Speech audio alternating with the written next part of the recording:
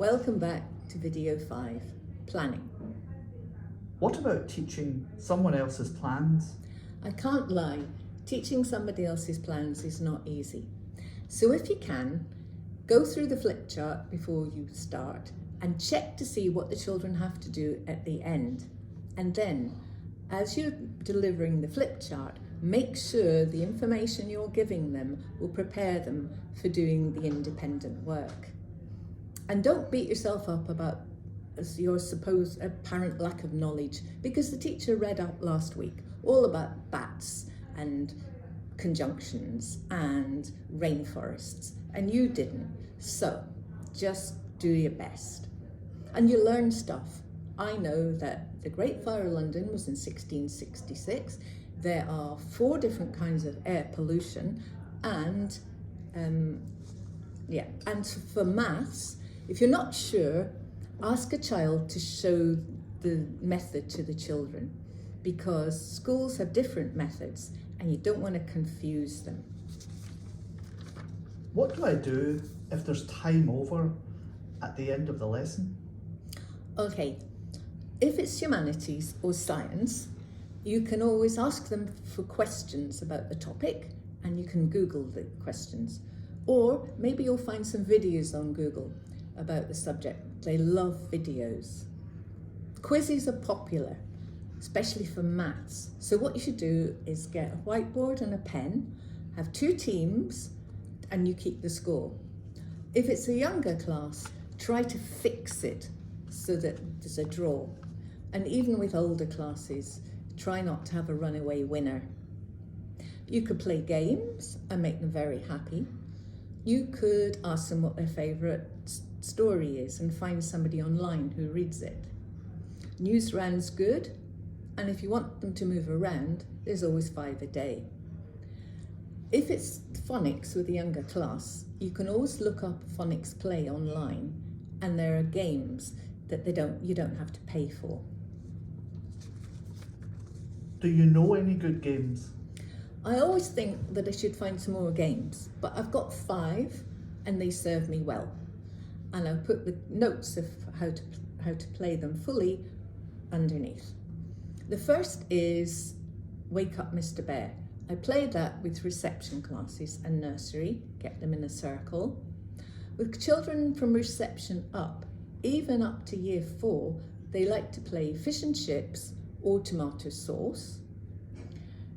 Who's Missing? I play with older children even. Everybody seems to like Guess the Animal, and the game that everybody loves is Heads Down, Thumbs Up. That's a really good game to play at the end of the day when they've got all their stuff ready on the table and they're ready to go home. Do I need to take my own plans? When I started supply teaching, you had to have all the plans for every lesson in your bag. But now mostly the planning is there in the morning. But just in case, have a generic lesson that you can use for all the classes. Say you call it All About Me. So for all the classes, you start by getting them to talk about their home lives, their families, their hobbies, and have a whiteboard and a mind map on the board.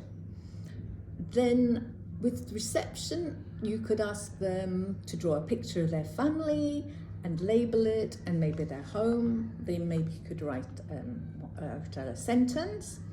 With a bit older children, you could get them to make a passport perhaps and put all the details of their lives in it. For even older children, you could get them to write a script for a podcast about themselves. Or they could work in pairs and maybe think of interview questions to ask each other for a morning chat show. For all these activities, they can share their work at the end, and that's your plenary. What about PE? It's difficult to teach PE with somebody else's plans, especially if they just give it to you and you have to do it there and then. Safety is so important in PE that really you're better off with your own plans begin by finding out the school rules for PE. It could be come in your PE kit, sit out if you don't bring your PE kit. It could be shoes off, socks and shoes. The list is endless. At the beginning of your PE lesson, tell them what your rules are and tell them if they don't behave, you're going straight back to class. Have a whistle and then they can hear you and you can stop them. If your PE plans are games, you make them very happy. Once I taught PE games for, I think it was for an hour, to a reception class child, and 2 weeks later they saw me and they remembered and they said, "You taught me PE." Well, thank you for listening to the video. Please like and subscribe and I'll see you in the next video.